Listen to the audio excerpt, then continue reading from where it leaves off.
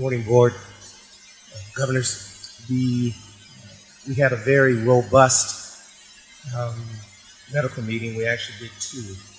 We had one on Monday, we had one Wednesday.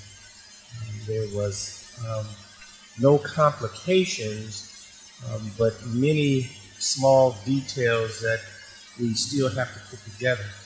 I think that I'm the first relinquish the spot and let Dr. Monreal speak on one of our topics that took some time. Thank you, Dr. Wallace. Good morning, everyone. This is a very important topic that we discuss. It's very important worldwide, so we discuss not just one day, but 2 days. We have to discuss it. And this is a result. Okay. Since its foundation in 1973, the WBC has maintained as a principal focus the quality of bodybuilding and the overall health, safety, and well-being of the athletes as a non-negotiable medical commitment.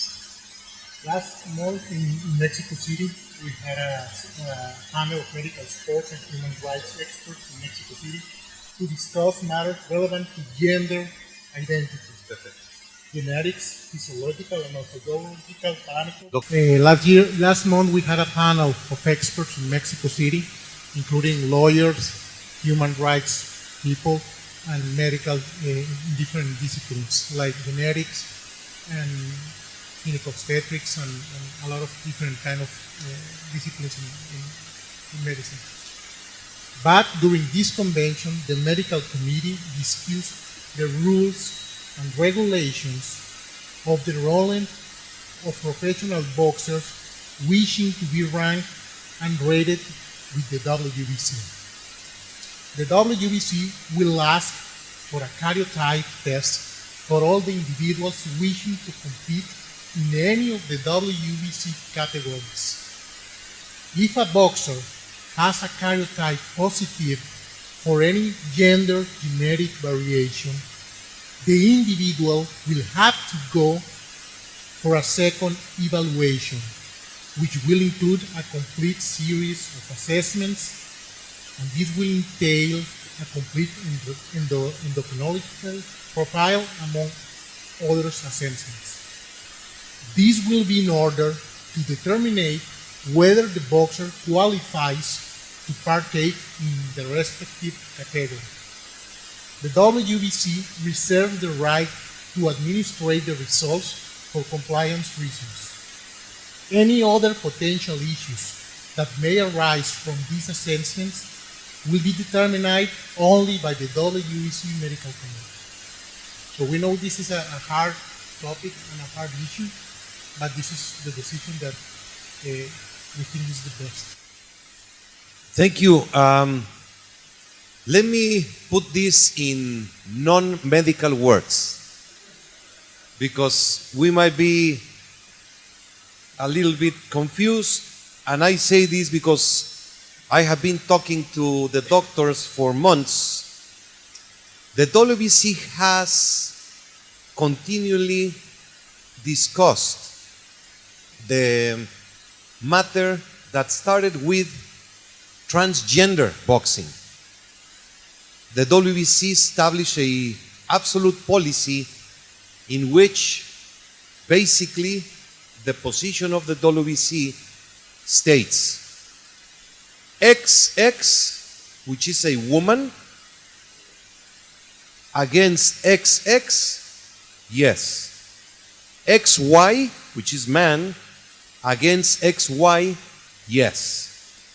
XX against XY, no. Regardless of what happened. Any person born woman can only fight against any person born woman and vice versa. Is that absolutely clear? I think yes. Okay. So that addressed by itself the sexual and because it's very complicated. One thing is sex, the other thing is gender. One thing is how you were born, the other thing is how you identify yourself. for whatever situation. So the Olympic Games brought an unbelievable controversy and conflict. There were two fighters that fought in the women's category, and they won gold medal.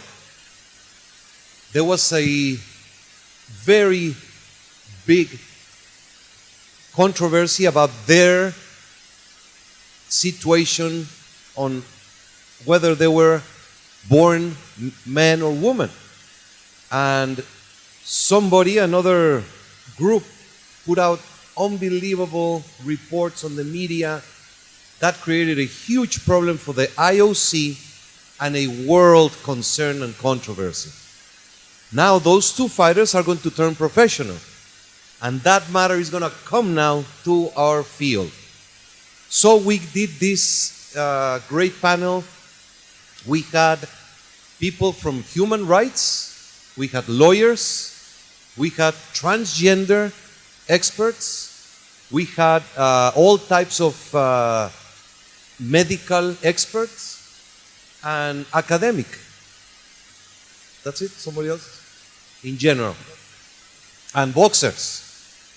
And we discussed openly so many things, and the end result is there is XX woman, there is XY man, and there are many variations from nature that a person can have. Anybody could have, or we may even have, and we don't know it. I am XY, but I could have XY and a variation in my in my genetics that could have feminine levels. I'm trying to be very normal in the words. I don't know anyway. And there are women that are born women. They may have testicles. They may have testicles that are inside their body. They may have testosterone levels produced by a variation which happened. So to be a little bit clear, a person with Down syndrome has variations. A person with other situations, those are the things that happen in the genetic world. So regarding the sexuality and the matter that we're discussing, what we must prevent is that a person goes into the ring with advantage against the other that are dangerous. Is this discrimination? No. Is this unfair? It is very regrettable. But for example, to be a pilot of an airline, you must have 1.65 centimeters height. So minimum. So if you are 1.5, you were born 1.5, you cannot be a pilot. And even if your dream of your life is to be a pilot and fly in American Airlines or Saudi Airlines, you will not be able to do that. If you are born with a condition in your feet or something in your body, and you cannot enroll in the army and defend your country. So if you are born with a condition, as we are discovering, you cannot be a boxer to fight against a boxer that does not have that condition. So we have established as a WBC position that we have men boxing, women boxing, and there's a category to be reviewed, to be addressed, to be researched, but the WBC position is that we will impose tests. What are the name of the tests? Endocrinological profile, genetic profile, among others, and doing the research. So there are a few tests, they are very cheap. It's like $30, the first test, that gives you your genes. And it's very cheap, you can do it in a pharmacy. If we find something in that test, then we proceed to the next and then the next, and we'll address every single case without hurting the human treatment to the person, but we have to protect the athletes. And if there is a situation, we will go to the end of it. But unfortunately, we have to be very careful in the legal field and in the social field, but there's nothing more important than safety. Correct? Okay. Is that the correct assumption of the position of WBC? And so that it's very clear, everyone, whatever their look is, doesn't matter who it is, if you are a participant, you will get the test. You have to. This is saying, oh, because he or she looks this way, we're going to test. No. Every person is going to have that baseline test.